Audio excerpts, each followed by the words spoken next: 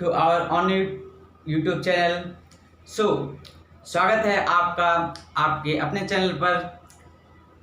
आज हम बात करने वाले हैं कुछ और टॉपिक्स के बारे में which is related to number system, यानी कि नंबर सिस्टम के कुछ और कॉन्सेप्ट जो रह गए थे उनके बारे में आज हम डील करेंगे।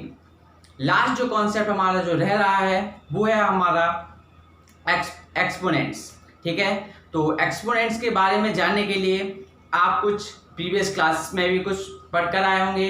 ठीक है, उसके आगे कुछ जो उसका जो एडवांस लेवल है उसको थोड़ा डील करते हैं, उसके बाद फिर हमारी एक चैप्टर फिनिश हो जाएगा। Okay, so let's start. देखिए, एक्सपोनेंट में मेनली क्या आता है हमारा एक्सपोनेंट। जनरली आपने पावर की फॉर्म में भी पढ़ा होगा, ठीक है, और इसको इंडेक्स भी बोलते हैं।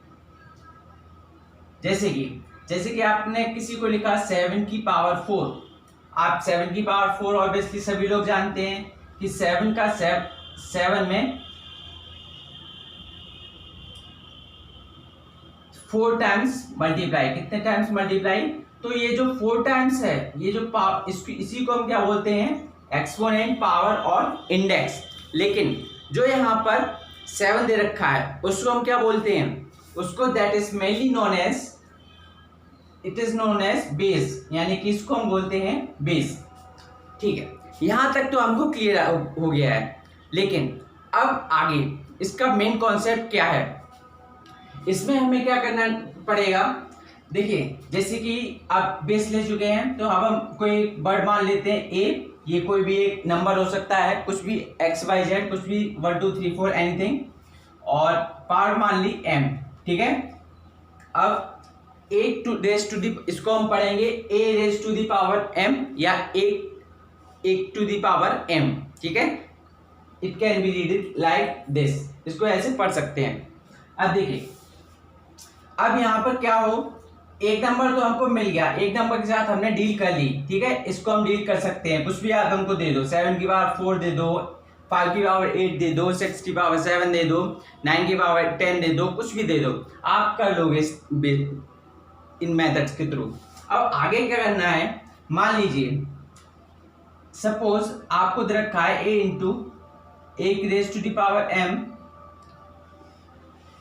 Into a raise to the power n। देखिए, अब देखिए यहाँ पर 2 नंबर्स हैं, एक ये भी एक नंबर है, क्योंकि जब आप इनका मल्टीप्लाई करोगे तो कुछ ना कुछ वैल्यू निकल के आएगी। ठीक है, जैसे आपने ले लिया 2 रेज टू दी पावर 3, तो ये क्या हो जाएगा 8। ये वैल्यू आ गई, तो ये वैल्यू है, ये भी वैल्यू है, वैल्यूज का मल्टीप्लाई कर रहे हैं। अब हमें बड़ी वैल्यूज दे दी जाए, ठीक है, और उनका हमको सिंप्लीफाई करने के लिए है कि आप इसको सिंप्लीफाई कीजिए, इसको आप आसान भाषा में लिखिए। तो कैसे करेंगे, लेट्स सी इट। देखिए, अगर इस टाइप का क्वेश्चन आता है, देखिए बेस क्या है आपके, सेम, बेस सेम हो और मल्टीप्लाई हो रहा हो तो पावर्स क्या हो जाएंगी, ऐड, और बेस सेम हो और डिवाइड हो रहा हो तो पावर्स जनरली क्या हो जाएंगी, माइनस। क्या हो जाएंगी, माइनस। ठीक है, क्योंकि आप जनरली देख सकते हैं, जैसे अगर आप लिखेंगे इसका अगर मैं एग्जांपल दे दूं आपको, तो 2 raise to the power 7 into 2 raise to the power 3, तो आप जब ये ऐसे करो 2 इंटू 2 इंटू 2, ये आपका 7 टाइम्स आएगा, फिर ये 2 ये 3 टाइम्स आएगा, तो ओवर ये 7 तो 3 कितने हो जाएंगे, 10 हो जाएंगे ना, मतलब 2 रेज टू दी पावर 10 हो जाएगा। ठीक है, तो यानी कि 10 टाइम्स 2 का उसी में मल्टीप्लाई हो जाएगा। ठीक है, क्लियर है?